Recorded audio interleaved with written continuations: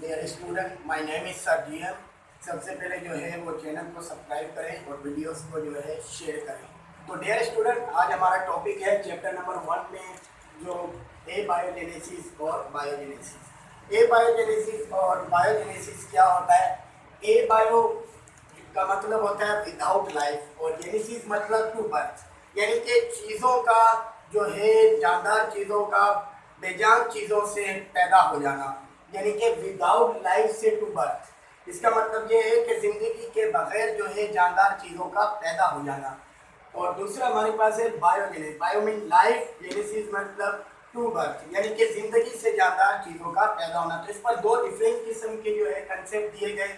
पहला जो कंसेप्ट था वो अरस्तु ने दिया था। अरस्तु के मुताबिक वो ये कहता है कि तमाम जानदार चीज़ें जो हैं वो बेजान चीज़ों से बनी हैं। तमाम जानदार चीज़ें बेजान चीज़ों से बनी हैं।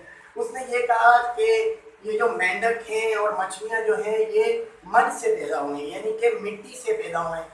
इसके अलावा उसने ये कहा था कि मुर्दा जानवर होते हैं उनमें से मैगोट्स पैदा होते हैं, मीन्स के सूंडियाँ कीड़े मकोड़े पैदा होते हैं। इसके अलावा उसका कहना था कि जो इंसेक्ट हैं, यानी कि जो अशरात हैं, इंसेक्ट जो हैं वो पैदा होते हैं ड्यू टू ड्रॉप्स, यानी कि शबनम के कतरों से। ठीक है, शबनम के कतरों से क्या पैदा होते हैं? इंसेक्ट। इसके अलावा उसने देखा ब्रेड जो होता है, रोटी के टुकड़े पर जो है वो फंजाई का लग जाना।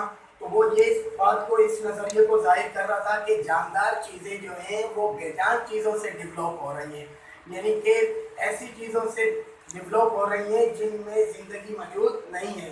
तो उसके नज़रिए के मुताबिक ये था कि जानदार चीज़ें बेजान चीज़ों से पैदा होती हैं।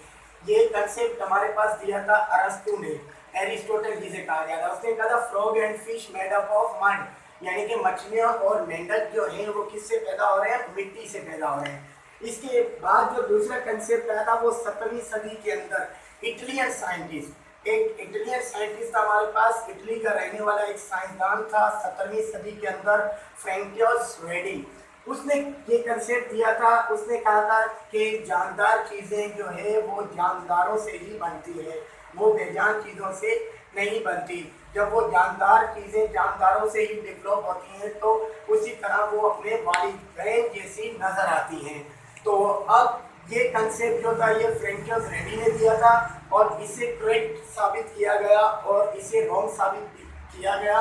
अरस्तु अकेले ने जो है वो बायोजेनेसिस पर काम नहीं किया था। इसके अलावा बहुत से साइंटिस्ट थे जिन्होंने इसके साथ जो है हेल्प की थी। इसकी गैलीलियो हो गया और भी बहुत से साइंटिस्ट थे।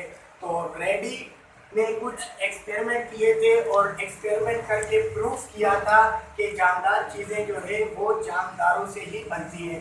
तो आज का हमारा जो लेक्चर था वो दो कंसेप्ट पर था। पहला था बायोजेनेसिस और दूसरा था बायोजेनेसिस। इंशाल्लाह नेक्स्ट लेक्चर जो हमारा होगा वो रेडी के एक्सपेरिमेंट पर होगा। थैंक्स।